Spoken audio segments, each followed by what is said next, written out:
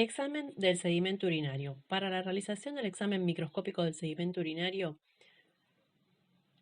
lo que vamos a necesitar va a ser un volumen de 10 mililitros de orina previamente homogenizada que se colocan en un tubo de centrífuga.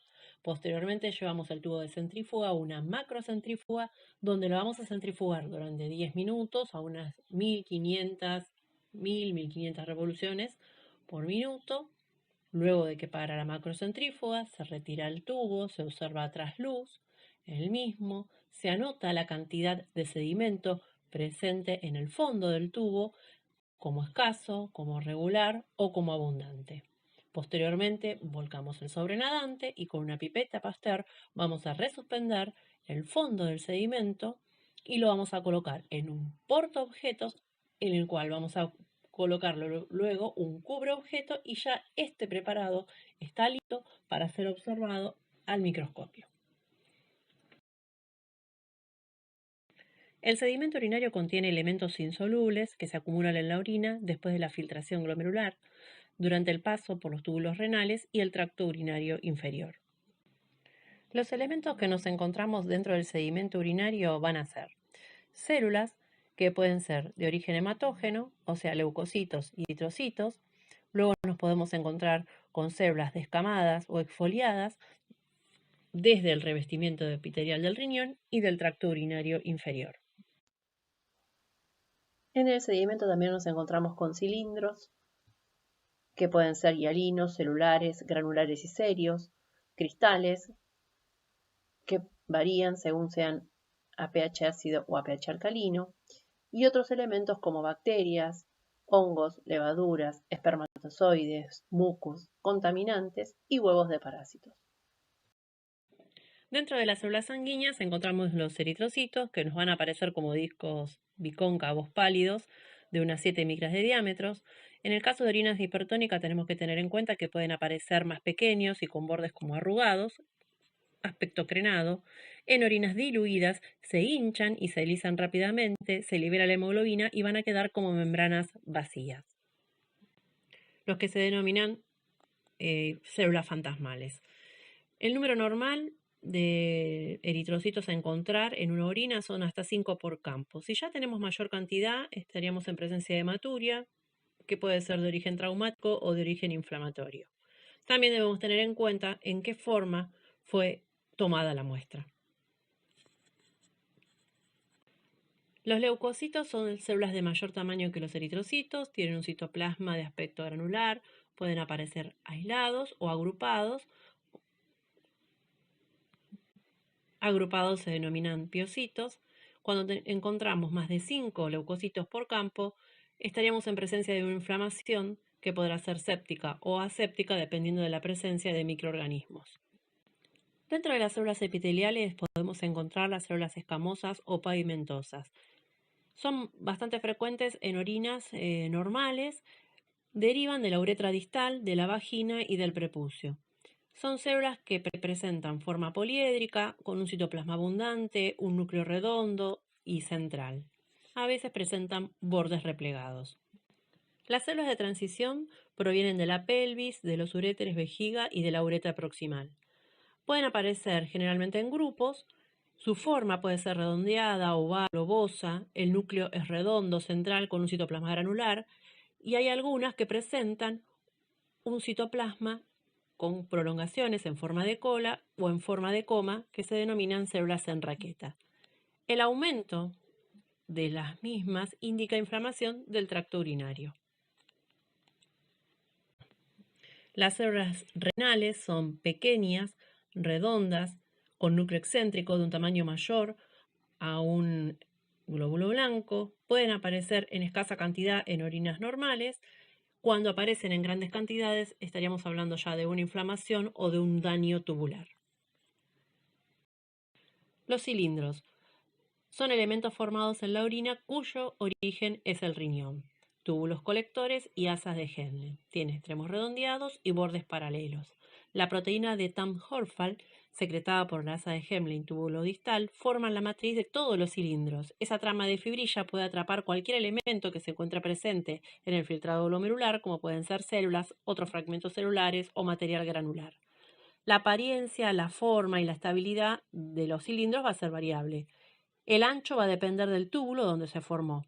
Pueden ser grandes, que se forman en los túbulos dilatados o los túbulos colectores. Otros pueden ser finos, que son los túbulos que están formados en los túbulos comprimidos, fundamentalmente por el tejido intersticial. Pueden ser cortos, pueden ser rectos, pero la característica principal es que presentan dos lados paralelos y extremos romos. Según la composición, los cilindros los podemos clasificar como cilindros hialinos, que son los más frecuentemente observados, formados casi completamente por la proteína de Tamm-Horfall.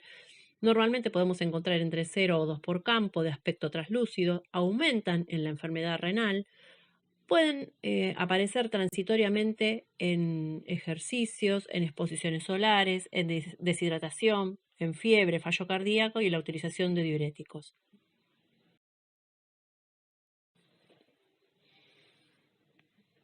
Los cilindros serios son más densos en apariencia y se diferencian de los hialinos en que se visualizan más fácilmente debido al índice de refracción elevado que tienen. Tienen márgenes limpios, extremos romos, grietas o circunvoluciones en los márgenes laterales.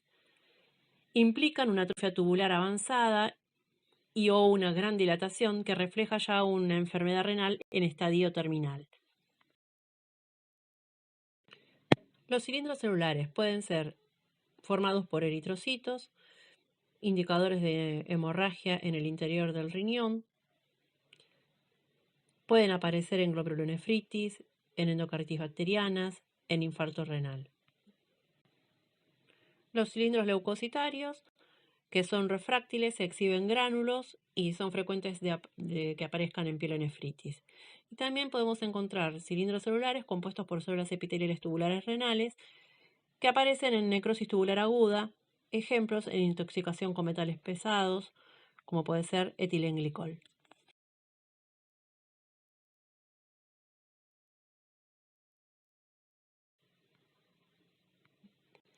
Los cilindros granulares pueden formarse a partir de la degeneración de los cilindros celulares o bien por agregación directa de la matriz de la mucoproteína de Tamm-Horfall de proteínas plasmáticas, células degeneradas y otros detritus de los túbulos.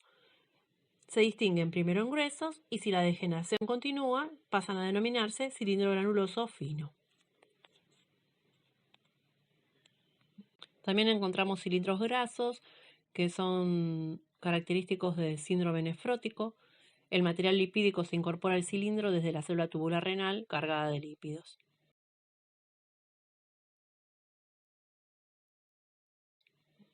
Bacterias. La presencia de bacterias en el sedimento tiene que ser interpretada en conjunto junto al método de extracción y el tiempo de transcurrido desde que se tomó la muestra y la observación del microscopio. La presencia de bacterias junto con leucocitos, piocitos, nos estaría indicando infección urinaria, la cual obviamente, de ser posible, debe ser confirmada a través del urocultivo. Podemos encontrarnos también levaduras y hongos, sobre todo en aquellas muestras que fueron tomadas por chorro medio o que son recogidas por el propietario del piso. Dentro de los parásitos que podemos encontrar, mencionamos a Capillaria plica y a Dioptofima renale. Otros elementos pueden ser mucus, que pueden ser procedentes del aparato genital, gotas lipídicas. No debemos confundirlas con lubricantes que pueden ser a veces usados para la obtención de la muestra. Espermatozoides, interpretaremos la cantidad y evaluaremos la presencia de lesiones prostáticas.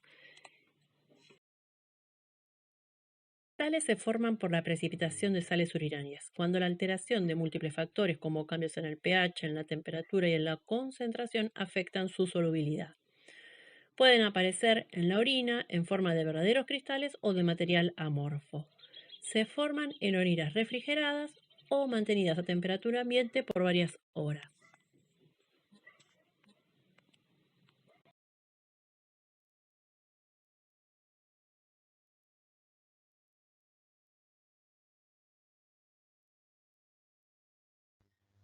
A continuación verán una serie de imágenes correspondientes a los cristales de orinas ácidas y orinas alcalinas.